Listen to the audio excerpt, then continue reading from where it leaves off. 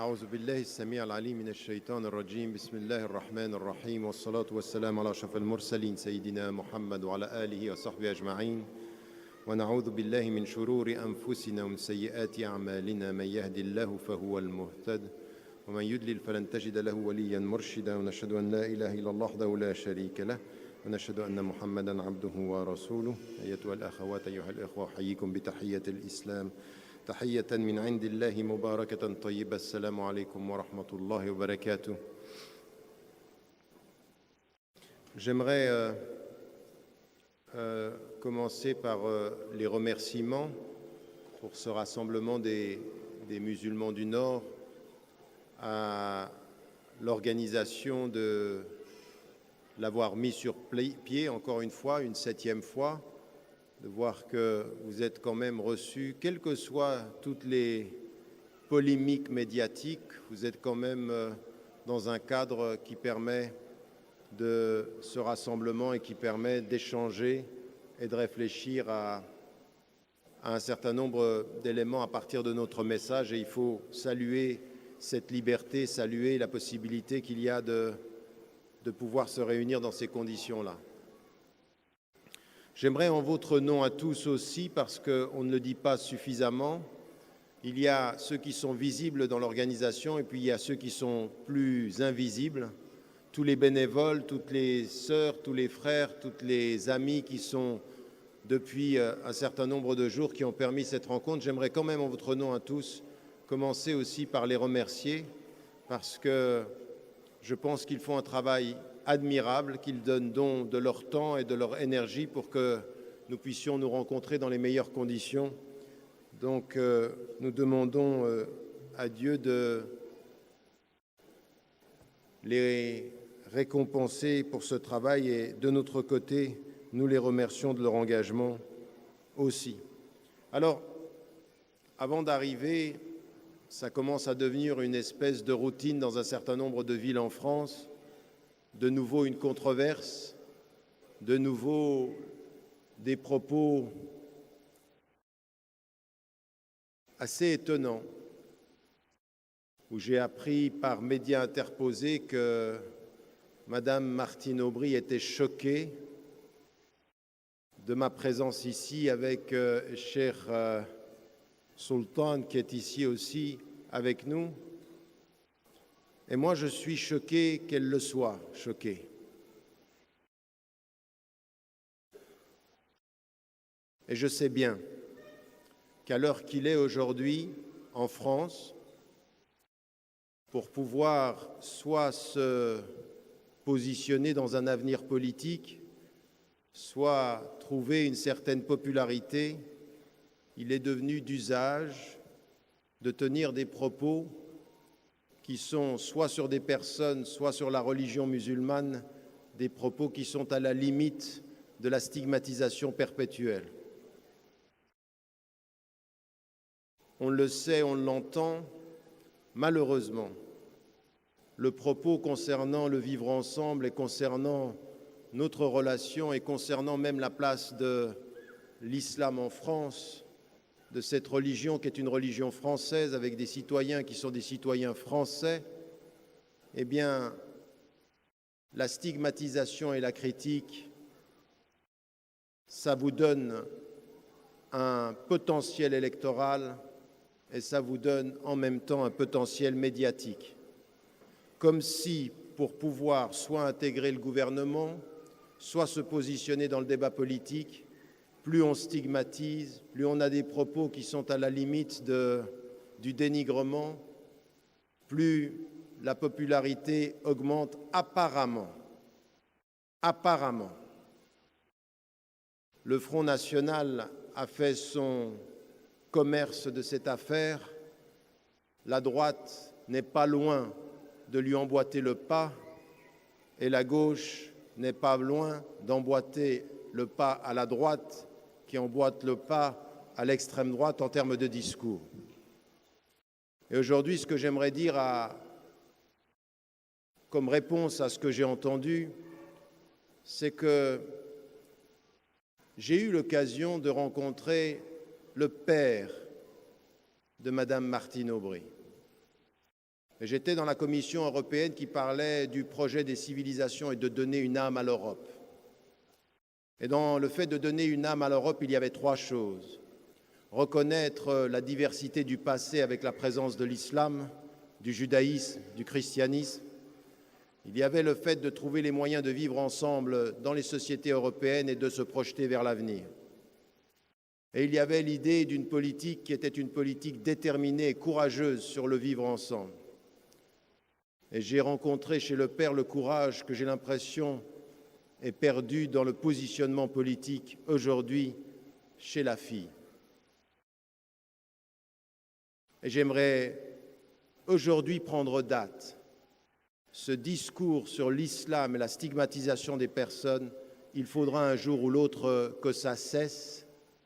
Et ça cessera parce que les voix de la présence française des citoyens de confession musulmane va aujourd'hui se faire entendre, elle va se faire entendre de plus en plus sur le plan social, sur le plan civil et sur le plan politique.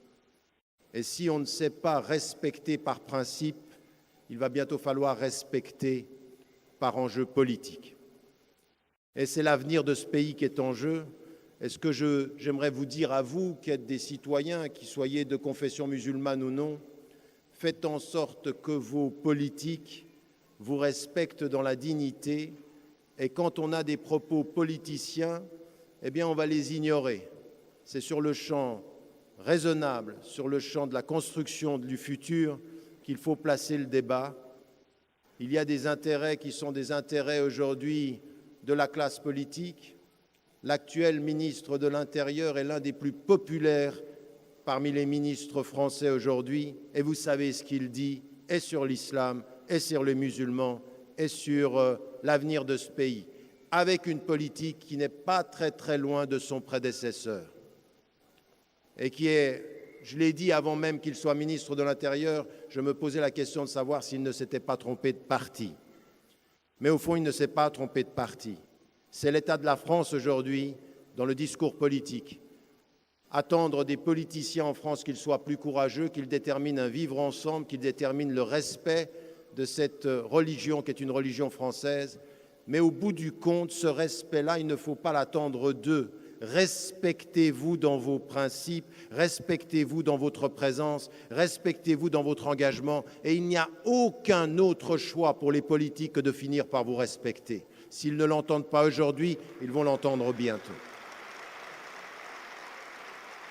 Le travail commence par se respecter et de ne jamais, au nom de pratiques politiciennes, admettre et compromettre nos principes, notre éthique, notre présence en France.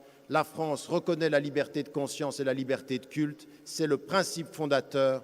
Et à ceux qui aujourd'hui ne le reconnaissent pas, c'est eux aujourd'hui qui vont à l'encontre de l'âme de l'Europe. C'est eux aujourd'hui qui travaillent contre l'âme de l'Europe. Et nous devons réconcilier l'Europe avec cette âme du pluralisme, du respect et de la reconnaissance. Et c'est dans ce cadre-là que j'aimerais inscrire cette réflexion sur le retour à l'exemplarité du prophète, alayhi wassalam, et essayer avec vous de réfléchir à ce retour sur sa vie et quels sont les enseignements que nous pouvons retirer pour aujourd'hui. Parce que ce qui est important, c'est qu'on s'aperçoit, ça vous a été répété souvent, le verset vous a été répété souvent, quand il vous est dit dans le Coran, laqad kana lakum fi rasulillahi uswatun hasana, dans le meilleur exemple qui est l'exemplarité du prophète, du messager, alayhi wassalam, il y a en fait une vie.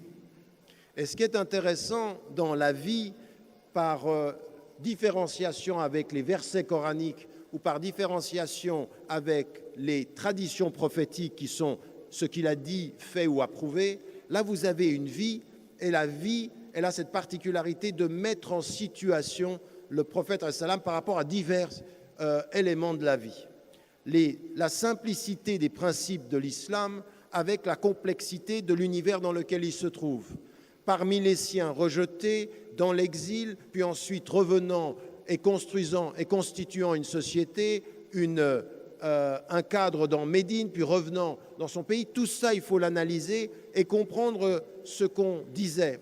Il dit de lui-même, il dit de lui-même quant à sa mission, Innama bu'ithtu liutammima makarim al-akhlaq. Je n'ai été envoyé que pour parfaire le bon comportement. Et quand on demande à sa femme qui est dans son intimité, qui sait ce qu'il est dans son intimité, et qu'on lui demande qui était-il, elle dit, regardez le terme, et il revient, kana khuluquhul Qur'an, c'est-à-dire son caractère, c'était la traduction des principes de l'islam dans la vie. Il est le vivant du texte, il est le texte qui se traduit. Avec une chose qui est importante, il est le vivant du texte qui se traduit, mais le texte dit de lui, tu n'es qu'un être humain.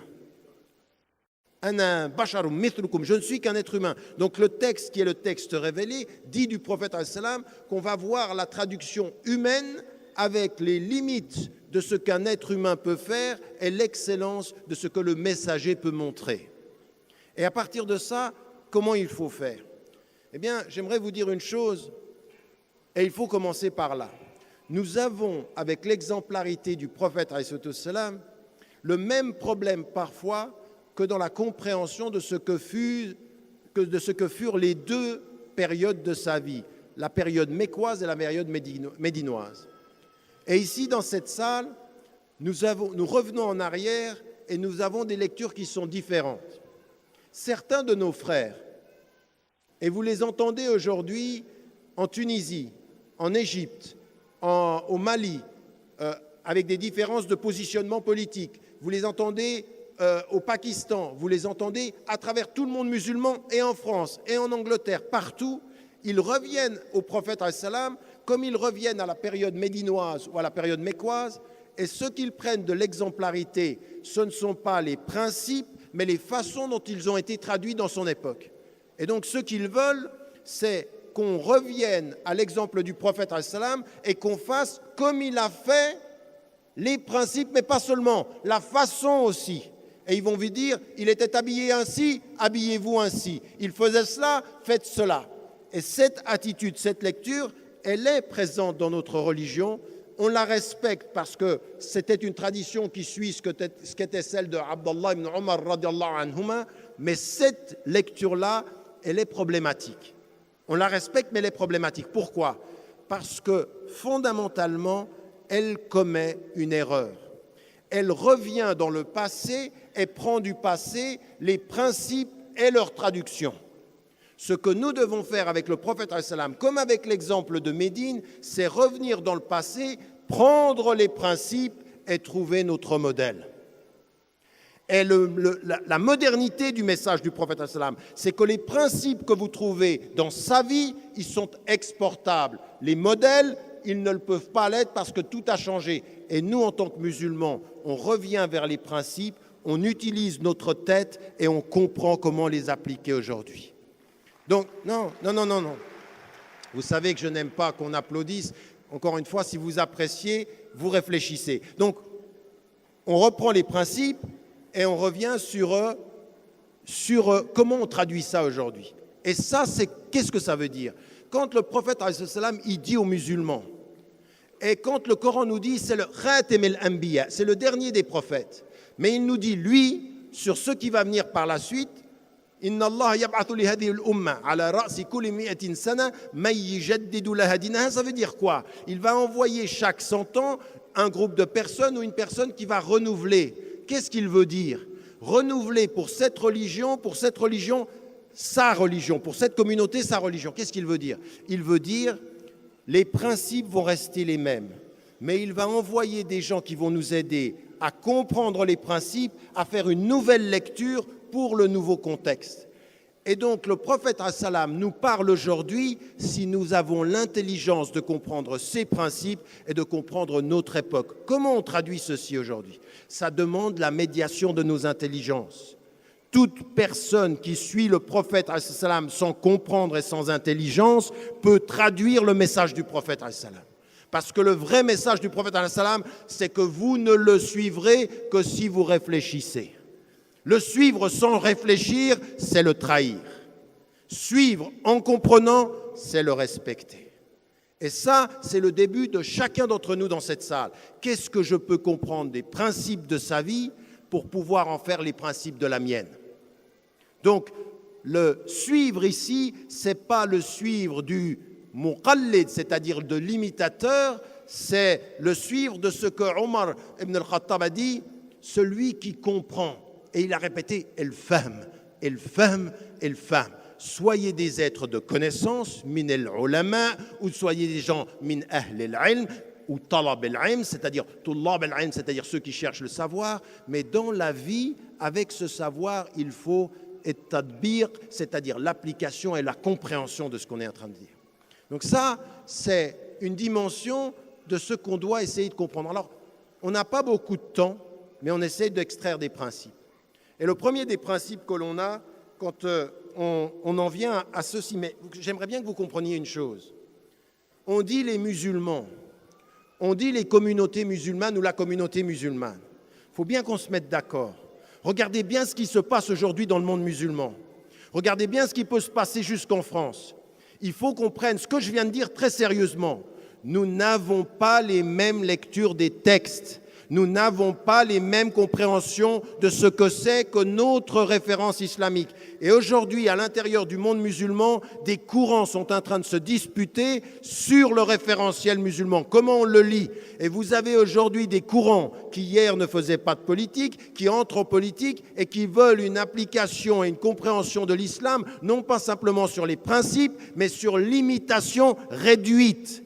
Sans histoire, ils veulent qu'on revienne à une époque où l'histoire, le passé, serait à dupliquer aujourd'hui. Cette interprétation de l'islam, elle est problématique. On peut la respecter pour un individu, mais quand elle veut s'imposer à une société, elle nous fait régresser. Nous n'avons pas, avec cette lecture, les moyens de faire face à l'époque contemporaine. Ça, il faut qu'on soit conscient de ça, parce que nous, en tant que musulmans, si on veut être cohérent avec ceci, il faut qu'on établisse ce débat interne avec ces forces-là. Et il faut aussi qu'on les confronte.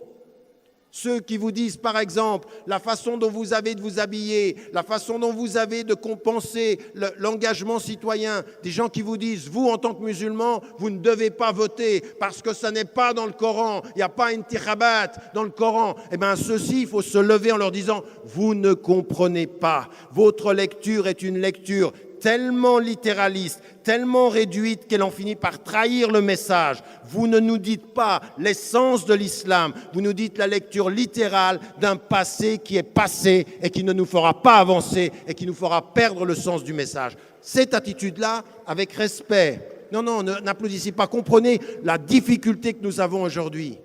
Parce que ceux qui aujourd'hui veulent nous pousser, parfois des situations, vont jouer sur ces différentes interprétations et forcer la division. L'instabilité du monde musulman aujourd'hui, il est basé sur beaucoup de ces lectures-là, beaucoup de ces problèmes-là. Et ce qu'on a avec le prophète, on l'a également avec l'époque du passé, le passé de Médine et comment est-ce qu'on le lit.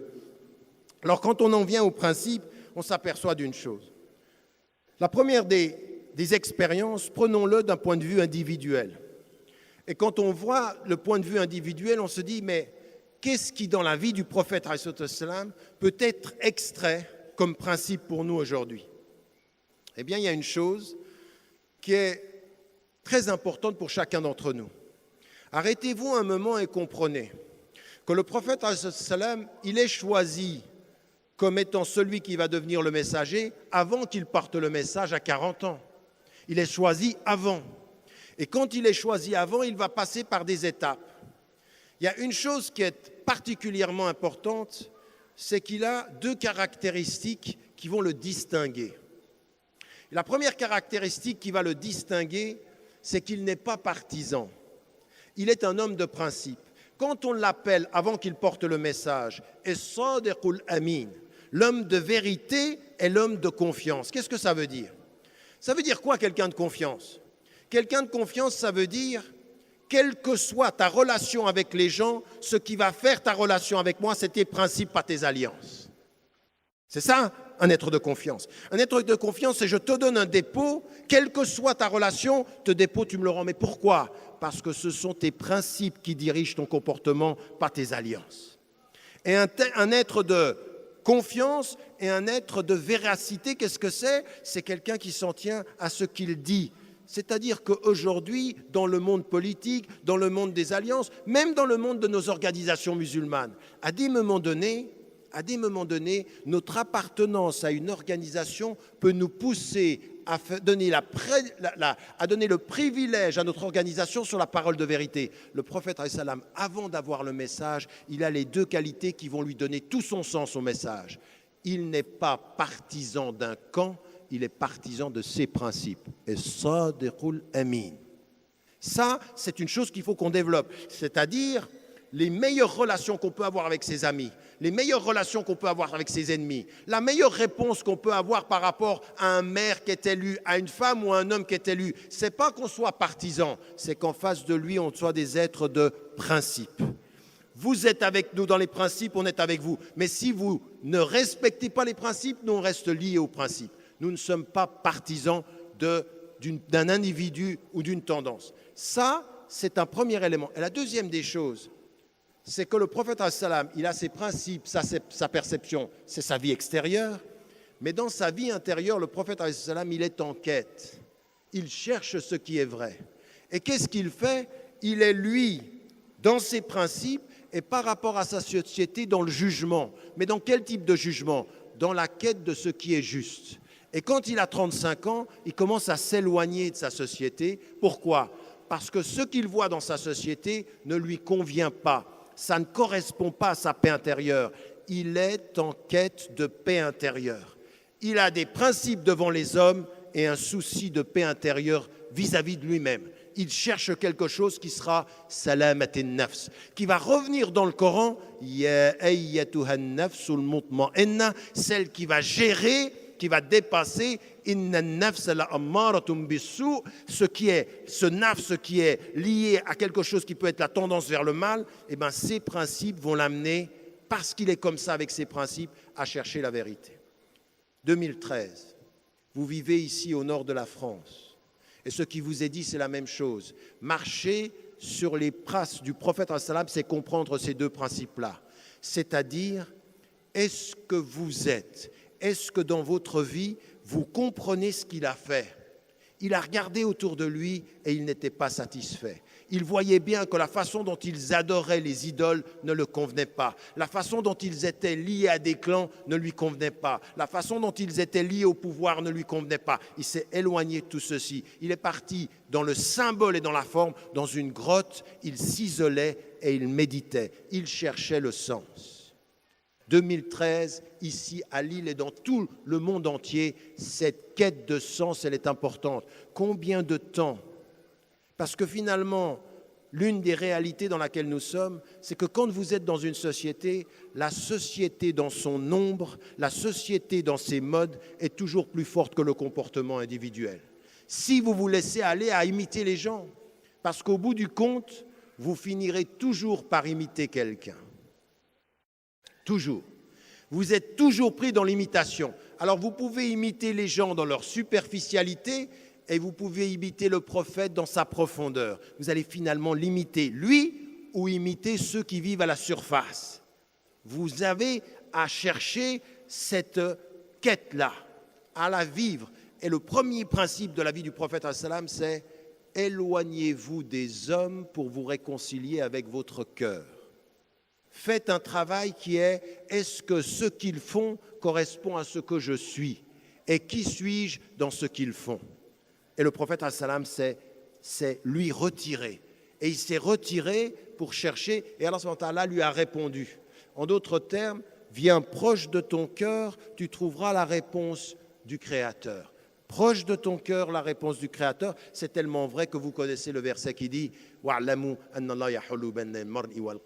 c'est-à-dire que sachez que Dieu, la connaissance de Dieu se place entre l'homme et son cœur, qui est un verset tellement important dans ce retrait. Premier principe. Savoir et chercher à se réconcilier avec soi-même. Pourquoi? Parce que fondamentalement, toute la vie du prophète, elle sera liée à cette expérience-là. Votre force parmi les hommes, elle vient de votre force vis-à-vis de vous-même. Votre force par rapport à toutes les forces extérieures, elles viennent de ça. C'est la dimension de ce que l'on a aussi vu dans la dimension de l'arbre. Kalimatun tayyibatun ka shajaratin tayyiba, asluha thabit. Cette dimension de la profondeur, elle vient de ce premier principe. Le prophète, alayhi salam, pour pouvoir avoir cette force-là, il va passer par cette dimension. La deuxième des choses, vous aurez remarqué une chose, c'est que dans la vie du prophète, alayhi salam, il a toute cette dimension du principe de quelqu'un qui cherche. Mais ça demande à chacun d'entre nous ici de bien comprendre ce qu'on est en train de dire. Est-ce que dans votre vie quotidienne, vous participez et vous êtes des êtres de principe? Vous approchez de As-Sidq et vous comprenez ce que c'est que Al-Amin et Al-Amana quand on vous donne des dépôts. Même dans ce qu'on vous dit, la distinction du musulman, elle doit être celle-ci, elle doit être éthique, elle doit être de principe. Et puis ensuite, la quête personnelle, prendre du temps. Vous savez pourquoi vous jeûnez un mois par année? Vous ne jeûnez pas un mois par année pour vous empêcher de manger et de boire. Vous jeûnez un mois par année pour vivre comme le prophète, alayhi salam, l'expérience de la grotte. Votre grotte à vous, c'est un mois par année. La grotte du prophète, alayhi salam, elle est dans votre vie inscrite un mois par année. Retire-toi, reviens à ton cœur, éloigne-toi. Quand il mange, tu ne manges pas. Quand il boive, tu ne bois pas. Quand il s'oublie, tu ne t'oublies pas. Quand il dorme, tu pries. Ta grotte. Là, tu vas chercher la liberté. Là, tu vas chercher la force. Ça, c'est l'exemple. Mais maintenant, nous, on a fait de la grotte du mois du Ramadan. Là, enfin, c'est plus tellement une grotte. C'est une grotte et à la sortie de la grotte, il y a un festin. C'est une grotte où souvent, tu dors pendant le jour et tu festoies pendant la nuit. C'est une grotte colonisée. C'est une grotte de consommation. Ce n'est pas ça qui est demandé.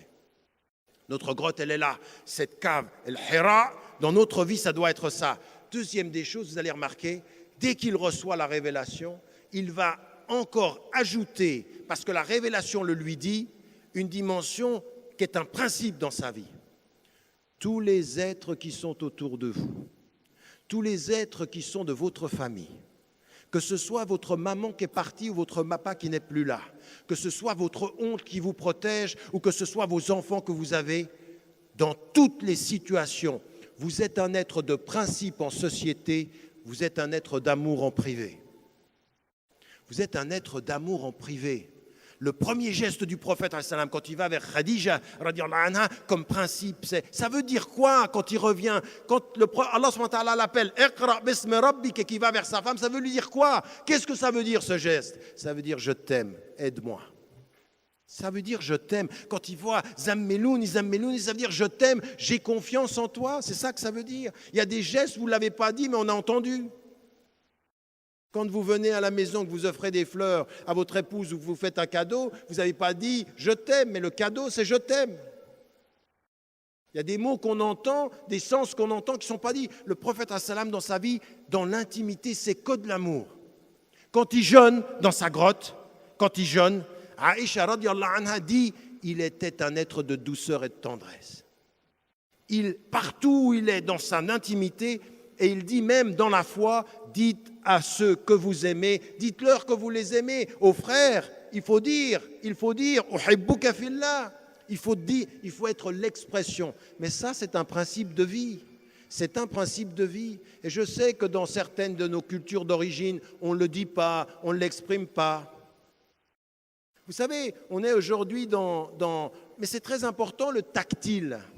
Mais le tactile, dans le cadre de la famille et tout ceci, avec vos enfants, il faut savoir prendre ses enfants dans ses bras, prendre ses parents dans ses bras, il faut savoir embrasser. Quand le prophète, il embrasse un enfant et que le bédouin il lui dit « moi j'en ai 10, j'en embrasse pas ». Je ne les embrasse pas. Qu'est-ce qu'il lui dit? Mais il dit que ça c'est min ar-rahma. Ar-rahma ici c'est quoi? Ce n'est pas uniquement la compassion. Ar-rahma, le mot arabe rahma vient de ar-rahim. Ça vient de l'intérieur. C'est un amour qui est beaucoup plus que ce qu'on va dire dans le hub, différent de le hub et le rahma. Min ar-ruhama, ruhama bainahum, ça vient de l'intérieur. C'est de l'amour qui vient des entrailles. Des entrailles. C'est un amour, c'est celui qui est lié à la maman et l'enfant. Il y a un secret dans l'amour de la maman pour l'enfant qui vient de là où ça vient, de là où ça vient. Ça vient de très, très, très profond. Ça, il faut que nous, on ait ceci comme un principe de vie. C'est-à-dire, il a ses principes et il exprime son amour. Et il exprime son amour pour sa fille, Fatima al-Zahra. Il exprime tout ceci tout le temps, avec tous ceux qui sont autour de lui. Qu'est-ce qu'ils sentent? Le messager est un messager d'amour. Et c'est un principe de vie. Vous savez pourquoi on parle de ça? Pourquoi est-ce qu'on parle dans cette quête spirituelle? Il s'isole, il cherche, il est dans la spiritualité, il essaye de voir le sens, la paix du cœur, et en même temps il exprime l'amour à l'extérieur. Pourquoi? Parce qu'en fait, la solitude intérieure avec Dieu va être le miroir de l'amour avec Dieu et les hommes. Seul pour soi avec Dieu et plein d'amour avec les autres avec Dieu. L'amour, c'est le miroir de cette solitude avec les hommes. C'est comme ça qu'on doit être, c'est comme ça qu'on doit les servir. Et ça, c'est un des principes de la vie du prophète, alayhi wassalam. Et il faut le nourrir aujourd'hui. Pourquoi? Parce qu'en fait, contrairement à ce que l'on croit, plus on est dans cette expérience-là, plus on est fort. En fait, l'amour dans la foi, ça donne de la force. Et la solitude avec Dieu, ça donne de la force aussi. Mais quelle force? On parle de quelle force ici? On parle de la force spirituelle. On parle de la force de la conviction. Et pourquoi on en a besoin? Parce qu'on a une mission. Et cette mission d'être fort, ce n'est pas pour prendre le pouvoir. Nous avons le devoir d'être fort. Et comme le dit le prophète al-Salam, le musulman fort est meilleur auprès de Dieu que le musulman faible. Mais pourquoi? Pour prendre le pouvoir? Non. Pour servir les hommes. Nous avons l'obligation d'une force de conviction pour servir l'humanité, non pas pour prendre le pouvoir. Notre force, elle a un objectif, c'est servir tous les êtres humains et lutter contre l'injustice et lutter contre l'oppression. Nous avons un devoir de force spirituelle pour servir. Et le prophète al-Salam, il l'a dès le départ dans sa vie. C'est tellement vrai que qu'est-ce qui va nous donner? Quel est le troisième volet de la force? 1, cette quête. 2, cet amour. Le troisième volet de la force, et vous le savez tous, eh bien c'est l'éducation. Et le prophète al-Salam, lui, il était, et comme un des miracles de l'expérience du prophète al-Salam, c'est que lui, il était illettré. Il reçoit en tant qu'homme, il est illettré, et tout ce que le message lui dit, c'est l'éducation. Et Rab, Dieu, le miséricordieux, il lui dit, tout sera dans l'éducation. Et vous vous apercevrez que l'un des principes, c'est que le Coran est le livre de l'éducation de l'illettré. Il ne peut pas le dire par lui-même et le Coran vient lui enseigner. En fait, c'est ce que vous avez dans le Coran. Le Coran, qu'est-ce qu'il est dit? Ar-Rahman, allama al-Qur'an, khalaqa al-insan, allamahu al-bayan. À qui? Au début, à qui? Le premier à qui il fait ceci, c'est qui? C'est le prophète al-Salam. À tel point que l'illettré, que celui qui n'a pas fait d'études, va avoir au niveau de la langue arabe ce qu'on va appeler jawami' al-kalim. C'est-à-dire, il dit peu de mots, mais ce qu'il dit, c'est très profond. Qu'est-ce que c'est ça? Ça, c'est de l'éducation.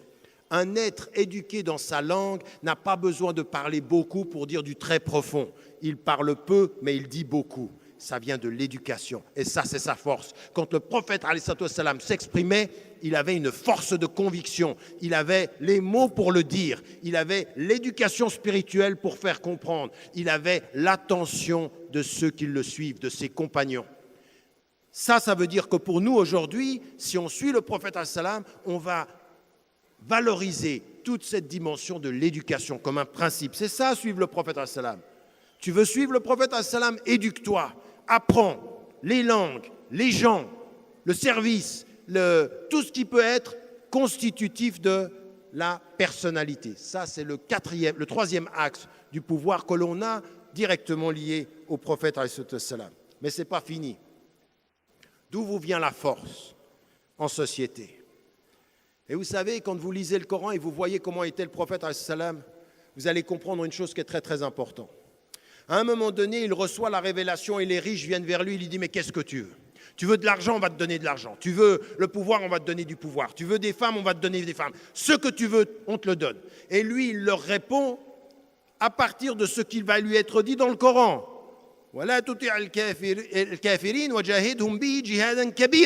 C'est-à-dire, au moyen de ce Coran-là, lève-toi et fais l'effort ultime, la résistance ultime. Ne te laisse pas aller à ce à quoi ils te proposent, parce qu'ils vont tout te proposer. Quand ils sentent que ta force n'est pas négociables, ils vont négocier par tous les moyens. Quand ils sentent que tes principes, ils sont des principes fermes, ils vont essayer de te corrompre. Ils vont essayer de tourner autour de tes faiblesses. Quand ils sentent ta force, ils cherchent ta faiblesse. Quand ils sentent qui tu peux être, ils vont essayer de t'attirer. Raison pour laquelle Allah subhanahu wa ta'ala dit au prophète « Walaoula an thabbatnaka » si on ne t'avait pas affermi. Comment ? Par cette force-là. 1, la quête personnelle. 2, tes principes et l'amour de gens qui t'aiment. Khadija, radiallahu anha, elle va jouer exactement le rôle de ce qu'il y a dans le Coran. Hunna libasun lakum wa antum libasun lahun. C'est-à-dire, elle va le protéger. Ça, c'est ta force. Cet amour-là, c'est ta force. Deuxième, ton éducation, la capacité du Coran à pouvoir el bayan, c'est-à-dire tu vas pouvoir t'exprimer avec cette force-là. Mais la quatrième des choses, elle va te venir de là où ceux qui ont le pouvoir ne savent pas que tu as du pouvoir. Il vient d'où ? Il vient d'où ce quatrième élément ? Et ça, c'est un principe. Vous voulez aujourd'hui en France être une communauté de citoyens qui montrez votre pouvoir de principe, votre pouvoir éthique, ça sera de vous occuper de ceux qui n'ont pas de pouvoir. Ça sera de vous occuper de ceux qui apparemment n'ont pas de pouvoir.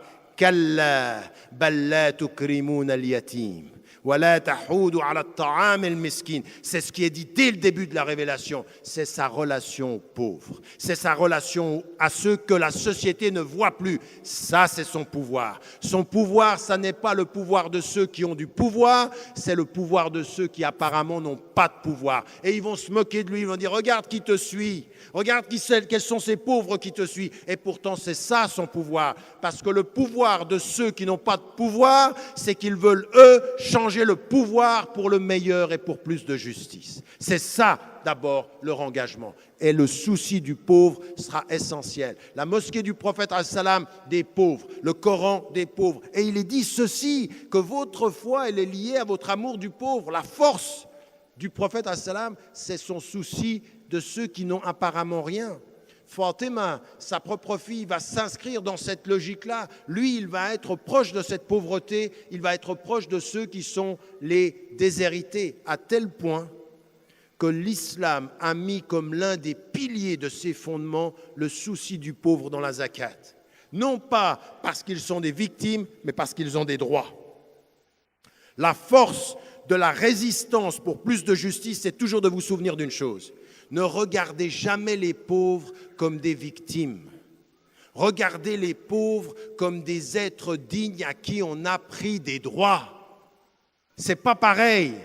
Si vous les regardez comme des victimes, vous faites de la charité sur la marche de votre vie. Quand vous les regardez comme des êtres dignes à qui on a pris des droits, vous vous levez et vous donnez la force. C'est là qu'ils deviennent des êtres de pouvoir. Voilà comment le prophète salam était. Ça, ce sont des principes. Vous voyez que c'est totalement différent. Et ça, c'est le quatrième pilier de son engagement sur la dimension du changement, de comment il était.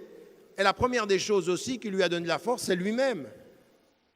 C'est lui-même, comment lui, il a maintenu cet état de pauvreté, cet état de ne pas se laisser aller. Parce que ça aussi, il faut se protéger de ça. Il faut se protéger du bien qui peu à peu érode vos principes. Lui, il est resté dans la distance. Ça ne veut pas dire qu'on est corrompu quand on est riche, mais on n'est plus corruptible quand on est riche. On peut s'exposer beaucoup plus à la compromission. L'argent peut être problématique.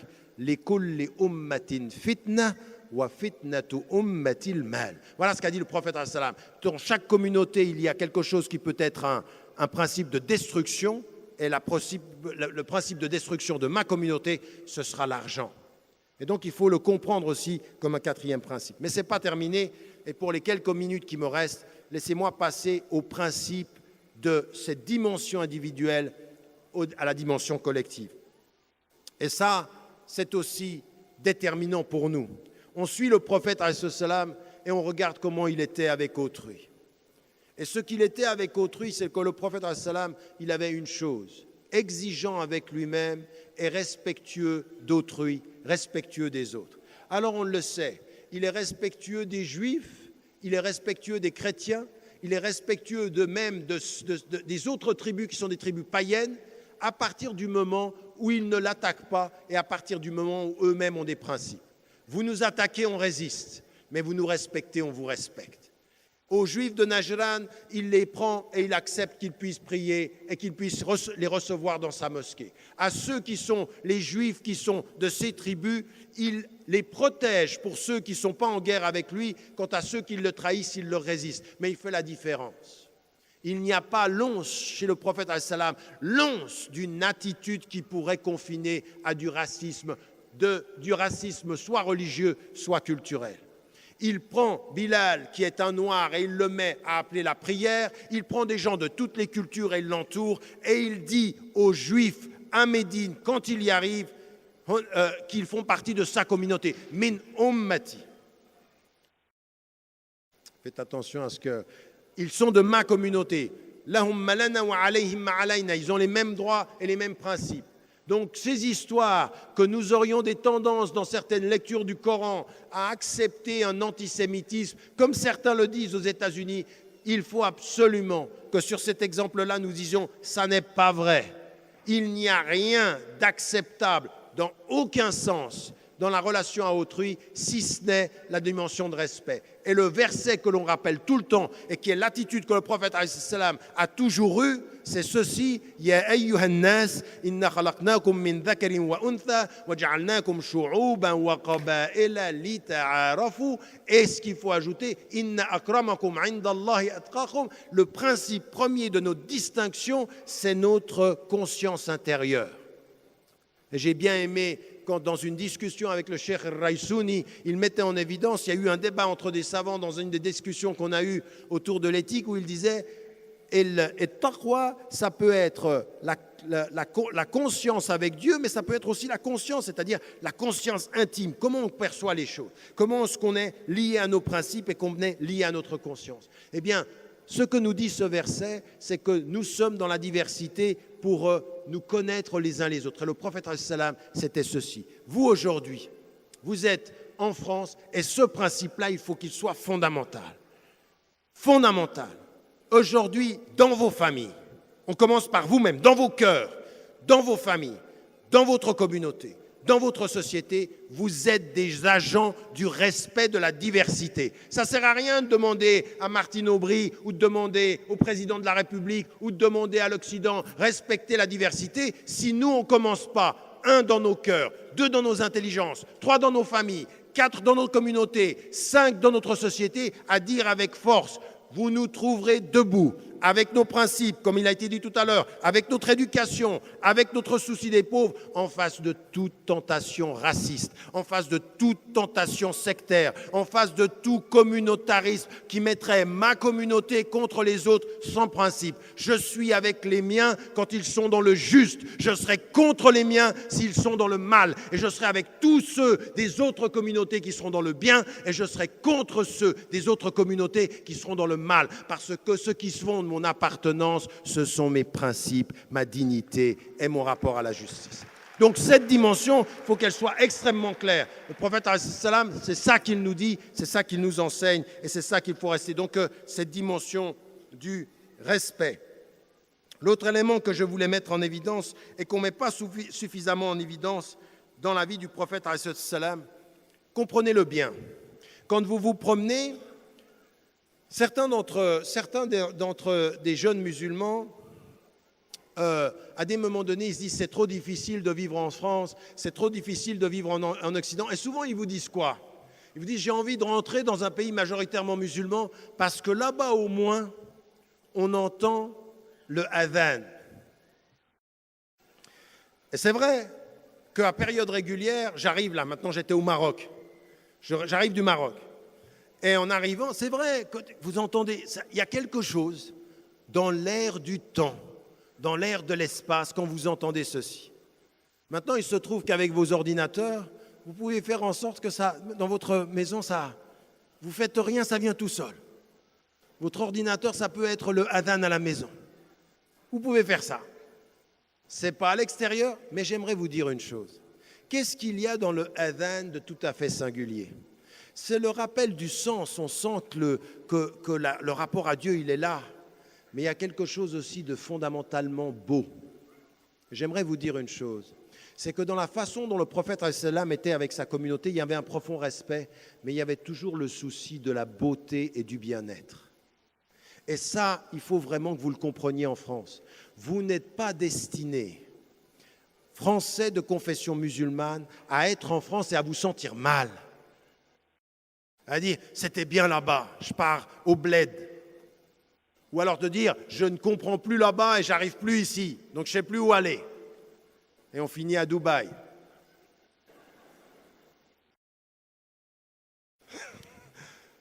Non, non, non. Ce qu'il faut, c'est qu'on prenne vraiment ceci au sérieux. Le prophète alayhi salam détestait ceux qui faisaient usage de la langue dans l'injustice, ceux qui étaient des poètes contre lui. Ceux-là, ils comprenaient leur pouvoir.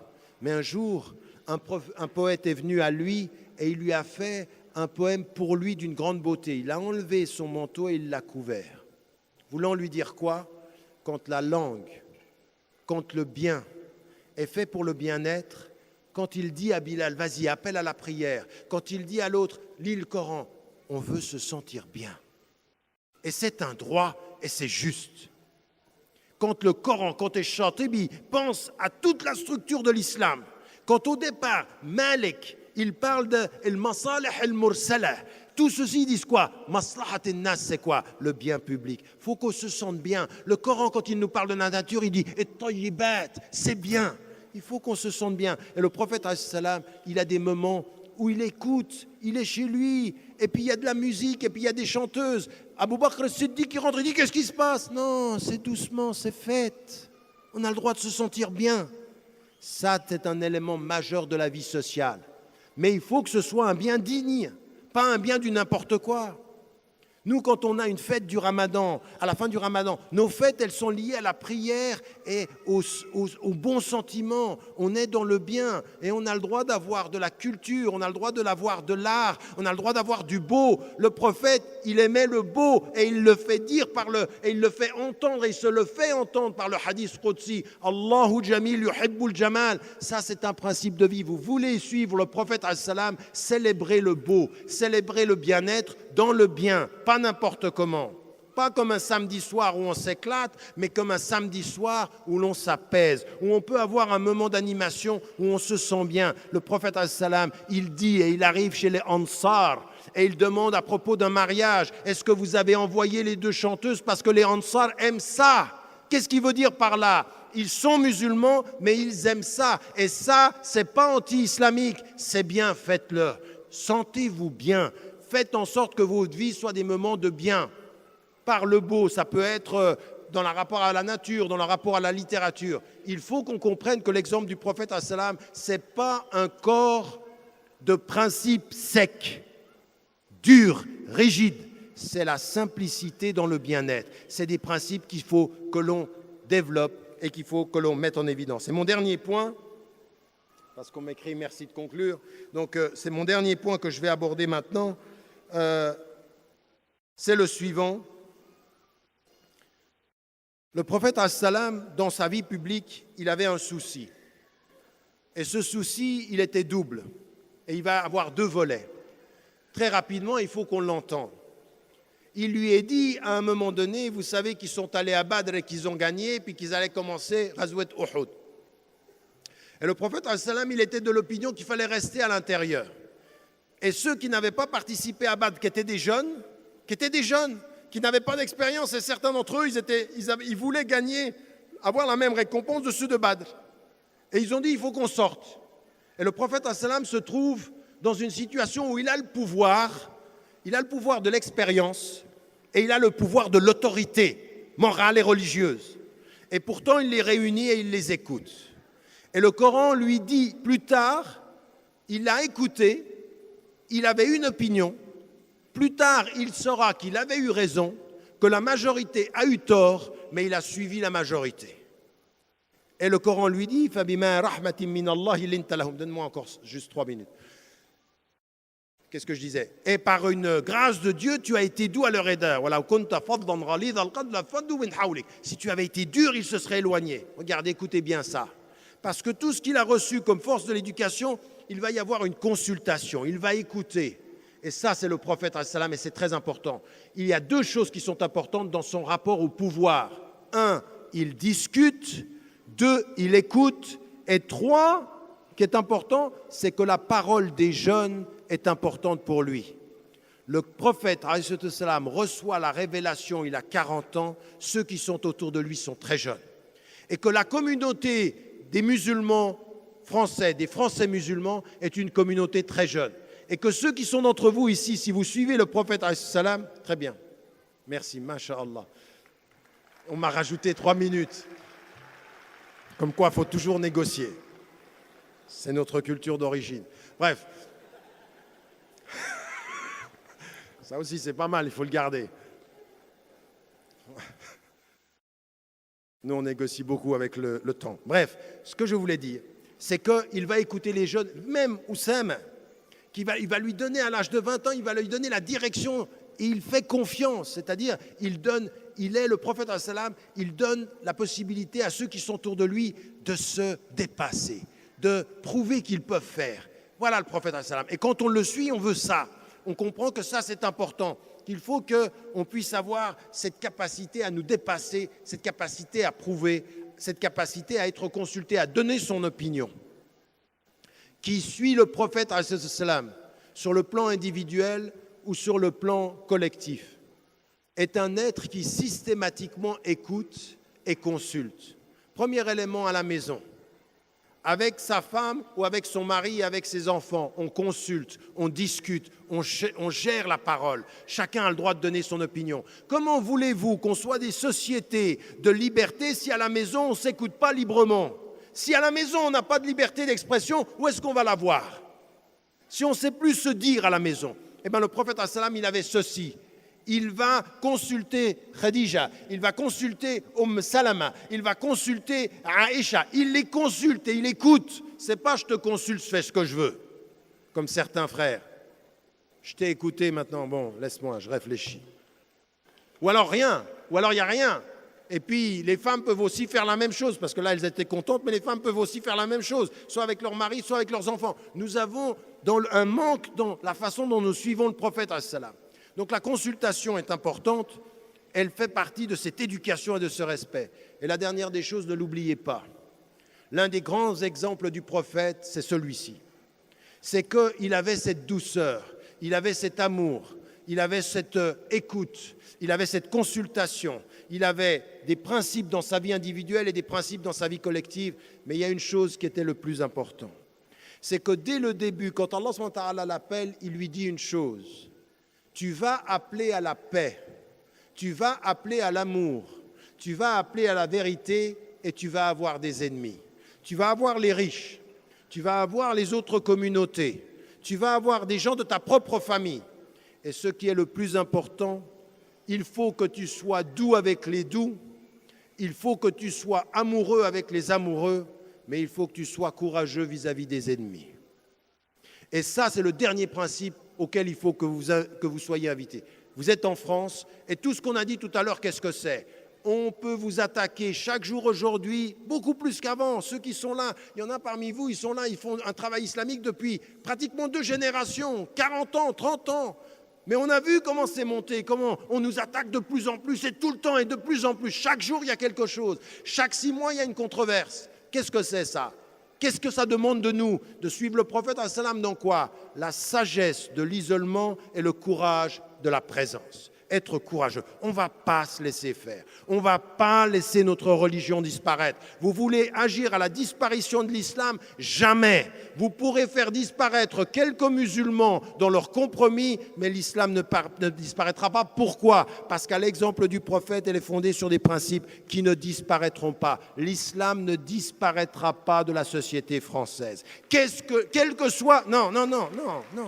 Quels que soient les représentants que vous voulez leur donner, quels que soient ceux que vous choisissez pour eux, choisissez, nous choisirons. Mais ce que nous choisirons restera, ce que vous choisirez passera. Ça, c'est une dimension qu'il faut garder claire. Le courage verbal, dites ce que vous pensez.